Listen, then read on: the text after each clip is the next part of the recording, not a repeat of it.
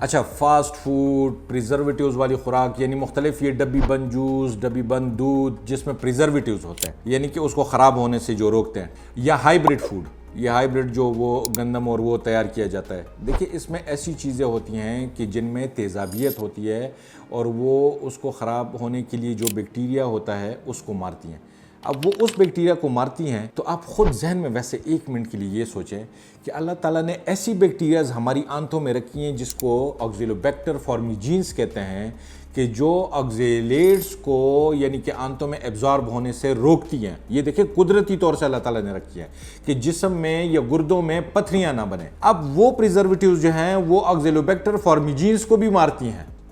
تو آبویسلی پتھر تو بنیں گے، آکزیلیٹس ایبزارب ہوں گے، گردے میں جائیں گے، گردے میں جو ہے آکزیلیٹ اپنے ساتھ کیلشیم ملائے گی اور پتھر بنیں گے۔ تو لہٰذا گردے کے پتھر کو اگر آپ روکنا چاہتے ہیں تو آپ کو گردے کے پتھر کے علاج کے ساتھ ساتھ مختلف قسم کے فاسٹ فوڈز، مختلف قسم کے جو ڈبی بند جوس ہیں، مختلف قسم کے جو ہائیبریڈ ڈائٹس ہیں، ان سے بھی جو ہے پرہیز اختیار کرنی ہوگی۔ ادروائز جو ہمارا نارمل یعنی کہ بیکٹیریا، جو وہ جراثیم جو اللہ تعالیٰ نے ہمارے لیے اس لیے پیدا کیے ہیں کہ اس سے گردے کی پتھریاں نہ بنیں، وہ ڈیمیج ہوتی ہیں اور اس کے نتیجے میں گردے میں پتھریاں بننا شروع ہو جاتی ہیں۔